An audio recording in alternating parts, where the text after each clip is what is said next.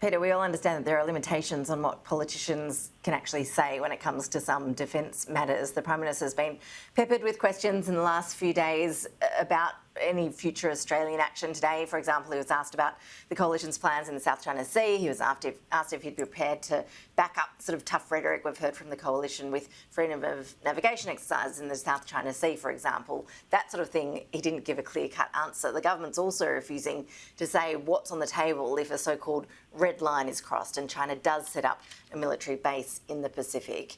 When it comes to crossing that so-called red line, what would you see as Australia's likely course of action in that scenario? What are the options on the table then? Well, it's hard to tell because the problem when you lay out red lines, the Prime Minister hasn't necessarily given any indication of where that red line is crossed. Is it the signing of a further agreement? Is the actually establishment of a base? Is it the presence of Chinese military in the Solomon Islands? And of course, in each of these different scenarios, you would expect that the Australian government and our partners, allies and friends in the region would have a different response. I think what would be a better approach from the government at this particular point in time is to move away from this sort of tough rhetoric and talk about how they're more going to proactively engage with the region, proactively engage with Solomon Islands. I think some of the rhetoric in the last couple of days has been really problematic. I mean, the government's indicating this, that they've got a solemn commitment from the Prime Minister of the Solomon Islands there's not going to be a base, but then we have the Defence Minister coming out talking very tough on politicising comments on Anzac Day around this issue. So there's some mixed messages coming from the government here. I think they'd be much better placed about laying out what their platform would be in the new term in government of what they're going to do to try and arrest these areas. And Australia's got a long tradition of engagement in the South Pacific, and it's generally built that engagement around state building, around defence assistance, around economic tools, around diplomacy, and at times, as we've seen, very positive and welcomed engaged military intervention in East Timor and indeed in the Solomon Islands through Ramsay. The government, I think, has not been able to really bring all these different elements of Australian statecraft together in the Pacific effectively. We've seen, at the loss at the beginning of the Abbott government, the loss of development aid and funding into the region. We saw a removal of some of Australia's soft power influence in the region over this period, through to 2017. So there's real mixed messages. We have a Pacific Step Up slogan, a mantra. We have a Pacific Coordination Office, which is good, but it's not necessarily through a coordinated action. And of course, it's not necessarily being backed up with the funding. So the government, I think, really needs to respond to the opposition here about outlining what they would do and they would do that's different, because what's very clear, the government can't run away from their record here, is that this has happened on their watch. And of course, Australia's strategy in the South Pacific has been since before Federation to ensure that a foreign power, major power with interests that are inimical to ours, does not get a foothold in the region. And of course, that is exactly what's happened here in the Solomon Islands.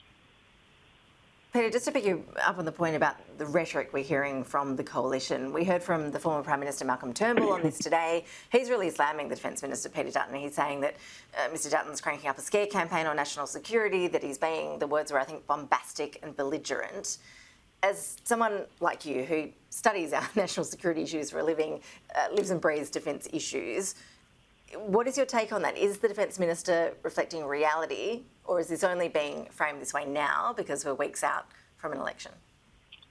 Well, I think it's a little from column A and a little from column B, if I can be so bold. Of course, what Minister Dutton is trying to point out is what was highlighted in the government's 2020 Defence Strategic Update, which was a very good document that outlined the deteriorating strategic circumstances that we live in. But I think what we saw yesterday was overreach from the Defence Minister. The type of rhetoric and language he used was pushing it too far. And I think what we're having is a real issue in the country at the moment. The government's got a good record to run on in terms of defence spending. It's invested into the defence area. But when you look across government, and strategy is more than just working in one area in defence.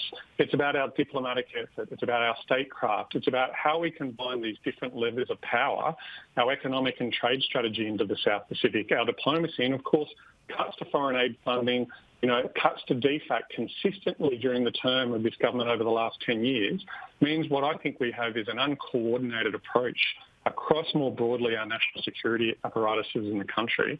And what the country, I think, really desperately needs is a cohesive national security strategy that combines all these things together. We've seen increased funding for defence. We've seen increased funding for cybersecurity.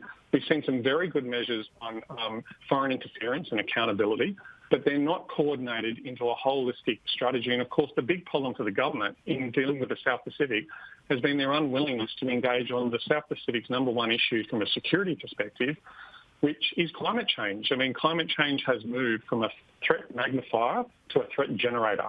It is, we may or may not have conflict with China into the future, and God, we all hope that we don't, that it can be contained to competition. But we know climate change is here, we know climate change is happening, and we know it's particularly an existential to the countries of the South Pacific. Now, dealing with South Pacific countries more directly on climate change may not stop them having engagement with China on this, but what it does, it sets the broad parameters of Australia's engagement, how it's respected into the region and how it's received and understood. And I think if you look back at the history of Australia's engagement with the South Pacific country and the region, and our key part of the world, it really relates to how much we can coordinate those different levels of power and interests, and how much we show a genuine interest to engage with South Pacific countries on their terms. And that's what we really got to do. And we have a good model to represent, a good development assistance model, a good economic model.